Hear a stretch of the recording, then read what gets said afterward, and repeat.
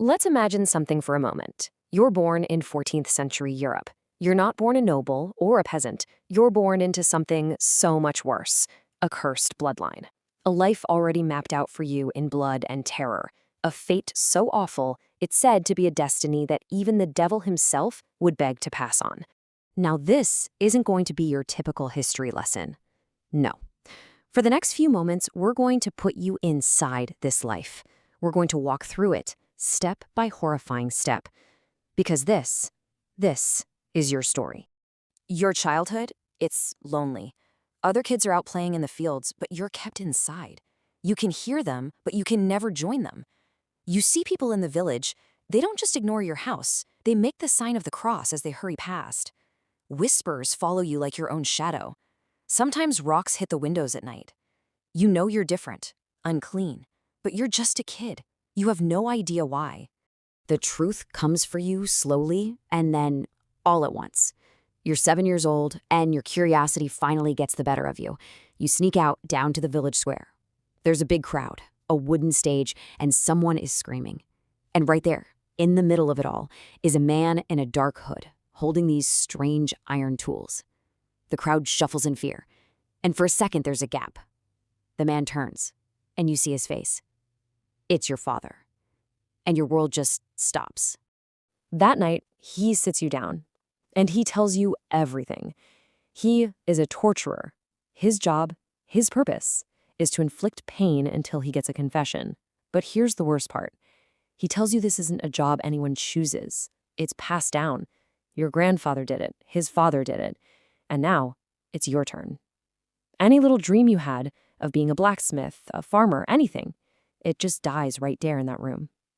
You've been branded. Your training starts when you're 8, but you don't start on people. You start with the tools, learning how to sharpen the pliers just right, how to oil the rack so it moves without a sound. Then, your father brings you piles of animal bones from the butcher, pigs, goats. Break them, he says. You need to understand how a body comes apart. It's a sick, twisted education in the pure mechanics of pain. And then there's the cleaning. Hour after hour, scrubbing blood from the stone floor. You use buckets of vinegar. The acidic smell is so sharp it burns your nose, but it's the only thing that can cut through that other smell, that smell of iron and sweat and sheer terror. And that smell, it gets on you. It's in your clothes, it's in your skin. You can't wash it off. It never, ever leaves you. Before long, you're forced to watch. They bring in a man, a farmer, accused of stealing some grain. He's crying, swearing he didn't do it. But you remember what your father told you. Innocent or guilty, it doesn't matter.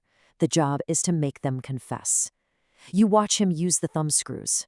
The man screams, they're not human. And he confesses. Of course he confesses. He'd say anything to make it stop. And the whole time, your father is watching you, making sure you don't turn away. Then, the day you've been dreading your entire life finally arrives. You're 12. Your father pushes a pair of pliers into your hand. He just nods toward the prisoner. The back teeth first, he says. Your hand is shaking. You can't do it. The prisoner's eyes are begging you, just begging. Your father puts a heavy hand on your shoulder. He leans in close, and his voice is ice. You do it now, he whispers, or I do it to you later. Your education gets deeper, more specialized. It becomes this dark art, a mix of anatomy and psychology. You learn exactly where to cut to cause the most agony, but not kill them. But the biggest lesson? It's that fear. Fear is sometimes better than any tool. Often, just showing them the instruments is enough. Their own mind will do the rest of the work for you. Your father shows you the more infamous devices. The Iron Maiden. He explains the grim artistry of it. See, the spikes inside, they're not random. They're placed to pierce the arms, the legs, the shoulders, but to miss every vital organ. The art, he tells you, is in making the suffering last, not a quick death. It's a machine built for one thing, and one thing only: agony. And then there's the rack, the king of all torture devices. And using it is this terrible, delicate balancing act. You learn to listen to their breathing. When it gets too shallow, you ease up just a little. When they start to beg, you tighten it a little more. You have to walk them right up to the edge of death and hold them there, on that razor's edge between confessing and dying. When you're 18, you get your first solo assignment. a woman accused of witchcraft. But the town officials, they look at you this boy. They doubt you have the stomach for it. So before you can even begin, the church makes you prove yourself, a trial by ordeal. You have to plunge your own hand into a pot of boiling oil. Only after the wound heals without festering are you considered blessed by God and worthy enough to do this unholy work. The woman is strong. She denies everything, no matter what you do to her. So you try something different. You stop, and you ask her, very quietly, about her children. You say that maybe they'll have to be questioned next. And just like that, she breaks, completely. She confesses to everything they accuse her of, flying, dancing with demons, all of it. Every word is a lie, but it's a lie that saves her kids. And in that moment, you realize you found the most powerful weapon of all.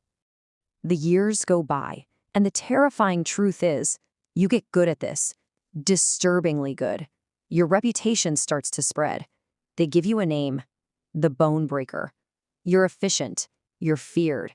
You even start keeping a journal, making notes on techniques, on what works best, like a master craftsman perfecting his trade.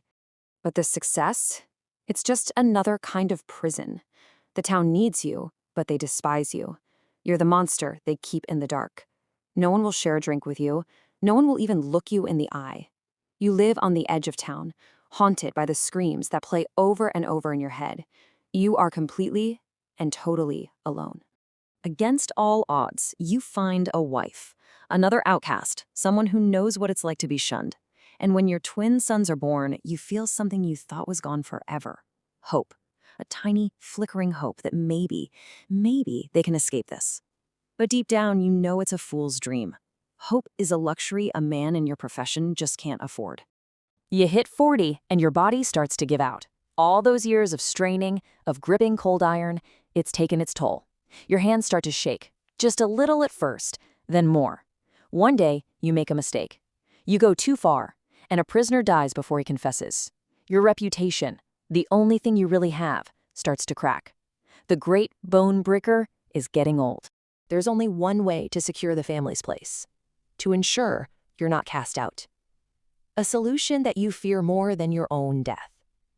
So, how does this awful cursed cycle keep going? On your son's 13th birthday, you take him down to the dungeon. You see the innocence drain from his face as you tell him the truth, and you use the exact same words your father used on you.